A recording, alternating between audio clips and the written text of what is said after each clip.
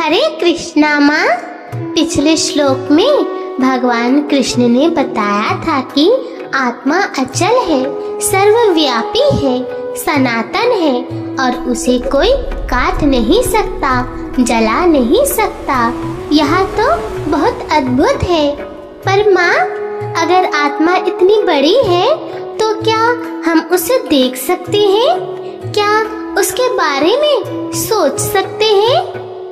हरे कृष्णा बेटा, बहुत अच्छा सवाल है।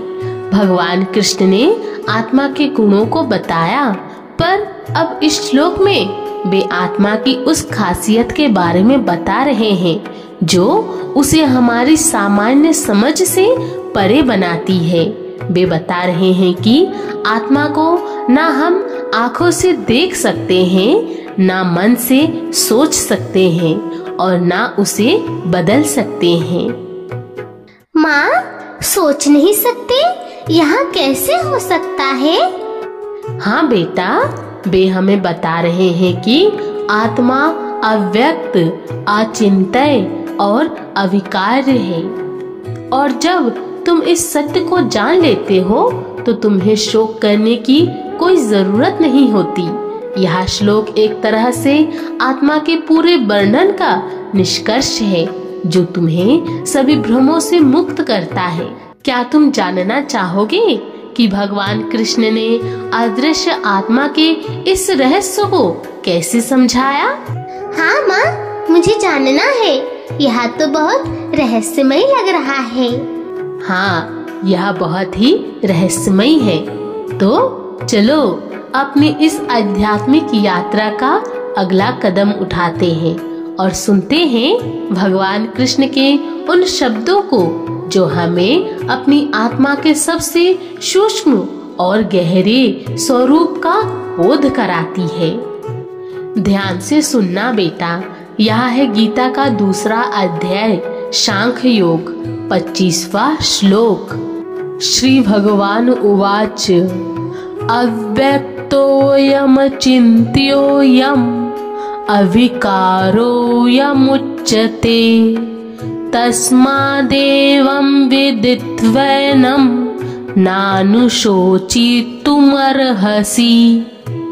भाव अर्थ, यह आत्मा अव्यक्त, अकल्पनीय तथा अपरिवर्तनीय कहा जाता है। यह जानकर तुम्हें शरीर के लिए शोक नहीं करना चाहिए। माँ, अव्यक्त, अचिंत्य और अविकार्य क्या है? क्या आत्मा इतनी अलग है? बहुत ही गहरा सवाल है मेरे बच्चे। भगवान कृष्ण आत्मा के उन गुणों को बता रहे हैं जो हमारी सामान्य इंद्रियों और मन से परे बनाते हैं। वे कहते हैं अव्यक्तोऽयम चिन्त्योऽयम अकार्योऽयमुच्यते। यह आत्मा अव्यक्त, अप्रकट, अचिंत्य, अचिंतनीय और अविकार्य, जिसे बदला ना जा सके, कही जाती है। देखो बेटा, अव्यक्त का मतलब है जो हमारी 5 इंद्रियों देखना, सुनना, सूंघना, चखना, छूना से प्रकट नहीं होता। क्या तुम हवा को देख सकते हो? नहीं। क्या तुम खुशबू को देख सकते हो? नहीं। आत्मा उससे भी ज्यादा सूक्ष्म है। यह उस भ्रम को तोड़ता है कि जो दिखता है वही सच है। अर्जुन उन लोगों के शरीर के लिए रो रहा था जो दिखते हैं, पर कृष्ण कह रहे हैं तुम आत्मा के लिए रो रहे हो जो दिखती ही नहीं। माँ, तो हम आत्मा को नहीं देख सकते? बिल्कुल।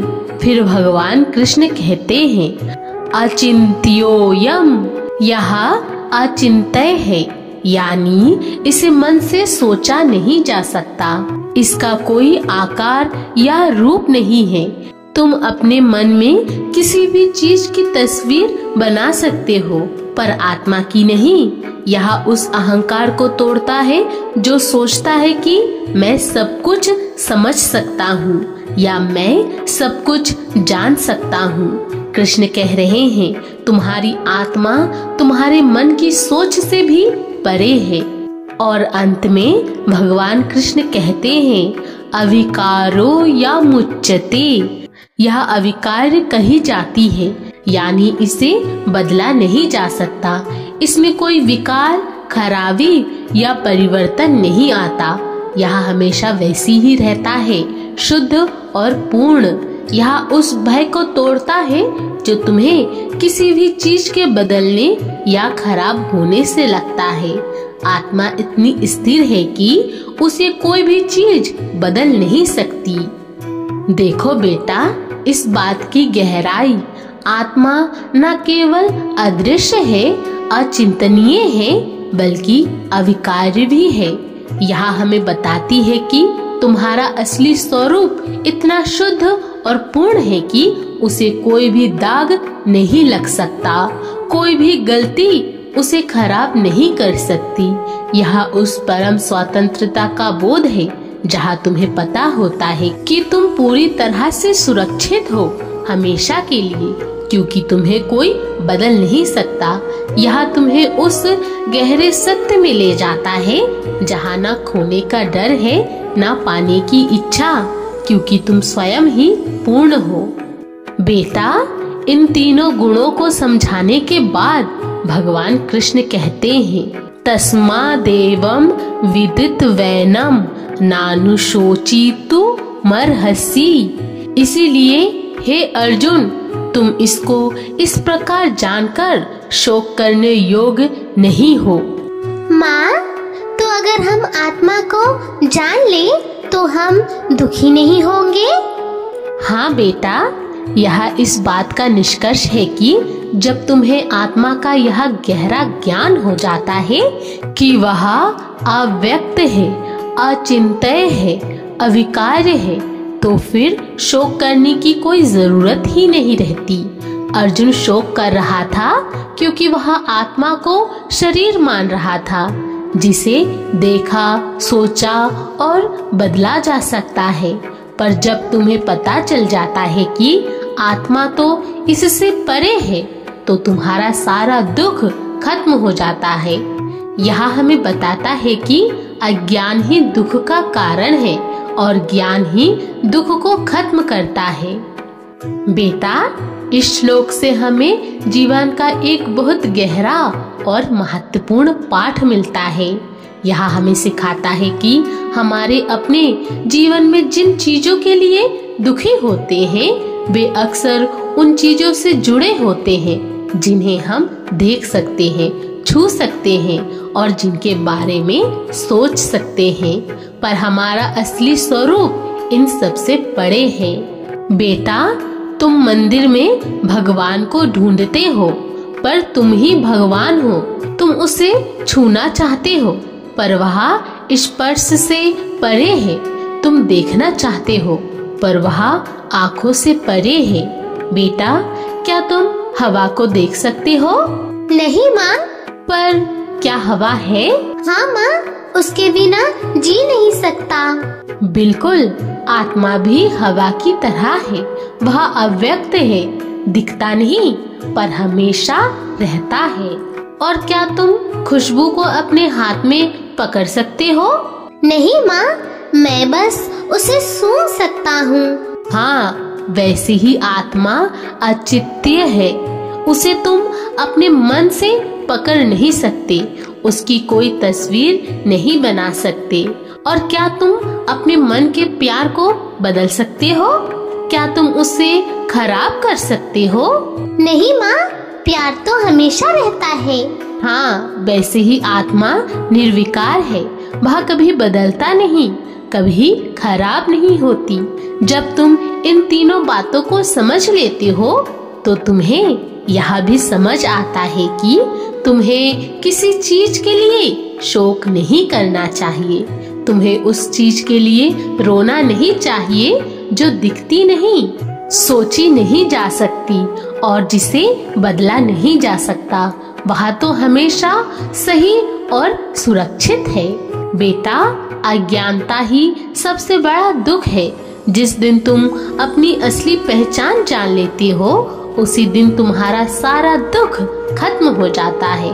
अर्जुन अज्ञान में था, उसे लग रहा था कि वह लोगों को खो देगा, पर जब तुम्हें पता चल जाता है कि आत्मा अविनाशी है तो तुम शोक करने के योग नहीं रहते। तुम्हें खुशी में भी अहंकार नहीं होता और दुख में भी निराशा नहीं होती। बेटा, अष्टवक्र गीता में एक बहुत ही अद्भुत बात कही गई है। तुम ना देही हो, ना विदेही हो, ना सुख हो, ना दुख के भागी हो। तुम विकल्प रहित, आधार रहित और द्वंद्व रहित हो। बेटा, यह श्लोक हमारी असली स्वरूप जैसा है, जिसे सुख दुख छू नहीं सकती और वह किसी सहारे या बंधन में नहीं है। अविकार का मतलब यही है कि आत्मा में कोई विकार नहीं आता, चाहे तुम्हें कितने भी सुख या दुख क्यों ना महसूस हो। जब तुम यह जान लेते हो तो तुम शोक करने के योग्य नहीं रहते, क्योंकि आत्मा का कोई बंधन नहीं, कोई दुख नहीं। तो मेरे प्यारे बच्चे, जब भी तुम्हें जीवन में कोई बात परेशान करे जो तुम्हें दिखती हो या जिसके बारे में तुम सोचते हो या जिसे तुम बदलना चाहते हो, तो एक पल रुकना, याद रखना कि तुम्हारा असली स्वरूप अव्यक्त, अचिंत्य और अविकारी है। उसे तुम देख नहीं सकते, सोच नहीं सकते और बदल नहीं सकते। यह ज्ञान तुम्हें एक गहरी शांति देगा, तुम्हें किसी भी डर या शोक से मुक्त करेगा और तुम्हें जीवन के हर पल को पूरी शक्ति और निडरता से जीने की प्रेरणा देगा। बेटा, जब मैंने इस श्लोक को पढ़ा कि आत्मा अव्यक्त है, अचिंत्य, अविकारी है, इसलिए शोक मत करो, तो मुझे भी अपने जीवन के कुछ पल याद आ गए जब मैं भी किसी चीज के लिए बहुत दुखी थी, जिसे मैं देख सकती थी पर उसे बदल नहीं सकती थी।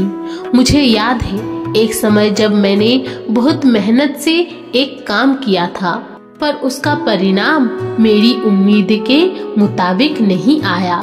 मैं इतनी निराश थी, मुझे लगा कि मेरी सारी मेहनत बेकार हो गई। मैं उस अदृश्य असफलता के लिए रो रही थी और मैं उसे बदल नहीं सकती थी। मुझे लगा कि मैं कभी खुश नहीं हो पाऊंगी, पर धीरे धीरे गीता के इस ज्ञान को पढ़कर मैंने यह समझना शुरू किया कि असली मैं वह परिणाम नहीं है, वह तो सिर्फ एक अव्यक्त अनुभव था। मेरा असली स्वरूप तो अविकार्य है, उसे कोई असफलता खराब नहीं कर सकती।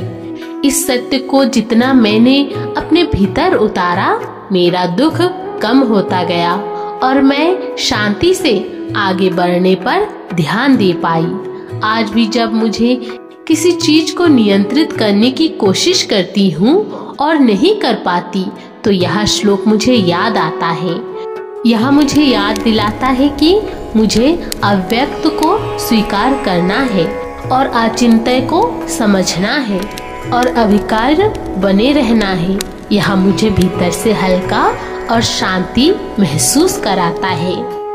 ना दिखे आँखों को, ना मन से सोची, अविकारी आत्मा सदा अछूती। जान ले यह भेद, मत कर तू शोक, तू शाश्वत है, यह जीवन है बस लोक। तो बेटा, एक बात हमेशा याद रखना, तुम्हें कोई भी दुख, चिंता छू नहीं सकती अगर तुम जान लो कि तुम्हारी आत्मा अव्यक्त, अचिंत्य और अविकारी है। यही ज्ञान तुम्हें हर पल को पूरी तरह से निडरता और शांति से जीने की शक्ति देगा। हाँ माँ, अब मैं समझ गया, आत्मा तो अदृश्य और खास है। बहुत अच्छे। तो अगले श्लोक में हम जानेंगे कि भगवान कृष्ण शरीर की अनियता को और कैसे समझाते हैं। क्या वह हमें यह बताते हैं कि शरीर के लिए शोक करना क्यों व्यर्थ है और कैसे इस संवाद में छुपा है हमारे ही जीवन के हर प्रश्न का उत्तर। हाँ माँ, मैं इंतजार करूँगा। हरे कृष्णा। हरे कृष्णा बेटा।